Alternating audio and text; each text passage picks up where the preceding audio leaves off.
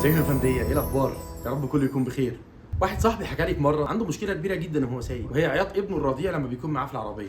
طبعا الدوشه دي مستحيل تنتهي الا لو ابنه قعد على رجله وهو سايق او كان مع امه في الكرسي الامامي جنب السواق. وقال لي ان هو بيضطر يستسلم لان لو ما عملش كده هيكون في خطوره كبيره جدا عليه. طبعا ده من وجهه نظره هو، لان ده غالبا هيشتت ذهنه عن السواقه، كمان هيقلل من تركيزه بسبب قلقه على ابنه اللي عمال يعيط وبيصرخ. بالنسبه له دي مشكله كبيره، هو مش عارف يعمل فيها ايه ويتصرف ازاي في الموقف ده. الكلام ده بقى فكرني بحكايه حصلت سنه 2017 تحديدا في شهر سبتمبر، كانت بطلتها اسمها جينا رابرمان. الست جينا بقى كانت عايشه في فلوريدا في بنسلفانيا. نشرت بوست على السوشيال ميديا بتوجه فيه نصيحه لكل الاباء والامهات اللي بيكون معاهم اطفالهم في العربيه وهم سايقين، وقالت فيه ان هي وجوزها كانوا في طريق رجوعهم مع اطفالهم من الحضانه، ونزلت هي وجوزها عشان يشتروا لبن لاطفالهم بس سابتهم في العربيه. جينا بتقول ان فجاه ظهرت عربيه طايشه وكانت الاشاره وقتها حمراء وخبطت عربيتها. ده مش كده بس، ده هي كمان نشرت صوره العربيه بتاعتها بعد الحادثه دي. جينا قالت ان المفاجاه ليها هي وجوزها ان الاطفال كانوا بخير وما حصلهمش اي شر او اي اصابه، واكدت ان الاطفال ما اتصابوش باي اذى على الاطلاق ولو حتى خدش بسيط. الموقف ده اصابها هي وجوزها بالحيره والدهشه الشديده جدا. طب والسبب ايه بقى يا ست جينا؟ جينا فسرت في البوست كل الحيره دي وقالت ان هي وجوزها اخدوا من وقتهم دقيقتين زياده قبل ما يتحركوا بالعربيه علشان يحطوا اطفالهم في مقاعد الامان المخصصه ليهم في العربيه. الجميل بقى في موضوع الست جينا ان هي وجهت رساله للاباء والامهات اللي مش بيستحملوا بكاء اطفالهم وصريخهم في العربيه وهم سايقين وبيستسلموا لطلبات اطفالهم بعدم الجلوس في النوع ده من الكراسي. وقالت الخوف على اطفالي كان هو السبب في ربط ليهم في مقاعدهم الخاصه بيهم بشكل صحيح وفي كل مره، حتى لو كانوا بيصرخوا او بيبكوا، او حتى لو كانت الاربطه والاحزمه دي ضيقه عليهم ومش مريحه، او حتى لو مواجهتهم لمؤخره العربيه عن طريق وضع الكرسي بوجه عكسي. والوضعيه دي اللي هي اسمها الرير فيسنج، والوضعيه دي غالبا بتمنعهم من رؤيه اهاليهم طول الوقت. طب متشكرين يا ست جينا على النصيحه،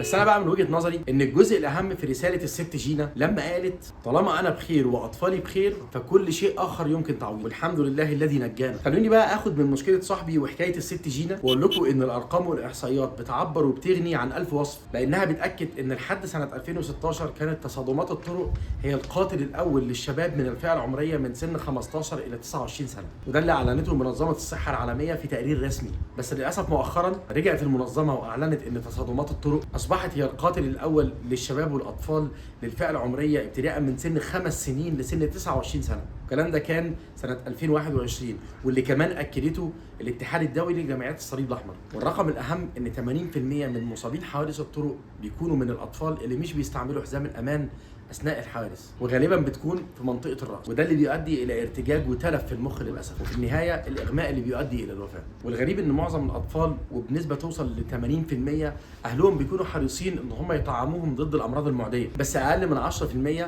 اهلهم بيكونوا حريصين ان هم يربطوهم بحزام الامان بالطريقه الصحيحه لما بيكونوا موجودين في العربيه. وده يعني ان الاهل مقتنعين ان الطفل ممكن يموت بسبب مرض معين لو ما اتطعمش، بس مش هيحصل له حاجه في الحادثه. طيب وبعد كل ده احنا في سؤال مهم جدا لسه ما جاوبناش عليه، وده اللي ساله صاحبي. الرد ببساطه ان في حاجات واحتياطات مهمه لازم تعملها عشان تقدر تسيطر على الموقف ده، ومنها لازم تحاول تسلي الطفل وتلهيه عنك، وده ببساطه ان يكون معاه في العربيه العابه المفضله، ومنها الالعاب الالكترونيه. وعلى فكره ده يعتبر من الاختيارات المناسبه. ممكن كمان تستخدم الموسيقى الهاديه واغاني الاطفال اللي ممكن تكون بتجذب انتباهه، وده بيكون على حسب عمره. ولازم كمان تتاكدوا من راحته في الجلوس على الكرسي اللي هو قاعد فيه، وتكون كمان بتستعمل حزام الامان، وان كمان الكرسي لازم يكون مريح ومش بيضايقه او بيقلبه. حاولوا كمان تحموهم من اشعه الشمس، واللي التعرض ليها بيكون غير مريح للكبار، فما بالك بقى بالاطفال. فلازم تحميه من اشعه الشمس دي عن طريق تظليل الشباك اللي جنبه او عن طريق استخدام شماس. لازم كمان تتاكد ان درجه حراره العربيه مناسبه للطفل، لان الاطفال بيتاثروا اكتر من الكبار بارتفاع درجات الحراره. حاجه كمان مهمه ان انت لازم تختار الوقت المناسب لخروج اطفالك في العربيه،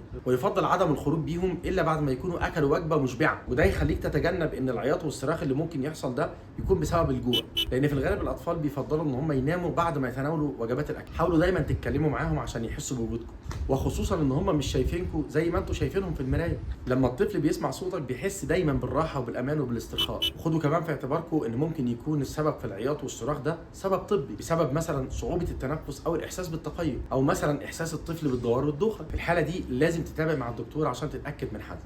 وفي النهايه لازم تعرف ان الطفل بيستخدم طريقه الصراخ والعياط علشان يعبر عن شخصيته. مش بس كده، دي كمان وسيلته اللي بيفرض بيها اسلوبه. فاذا كنت متاكد ان هو مش بيعاني من اي مكروه فسيبه يبكي عشان يتاكد ان الطريقه دي مش هتاثر فيك، فيضطر ان هو يتخلى عنها ويدور على طريقه ثانيه. وافتكر ان من شب على شيء شاب عليه. اما المعلومه الاهم وخلاصه الموضوع فهي انكم لازم تتاكدوا يا فنديه ان اذا كان حزامك هو امانك فبالتالي هو امان اطفالك، لان الاطفال بيعتبروا الركاب الاكثر احتياجا للامان داخل العربيه، وربنا يستر طريقهم.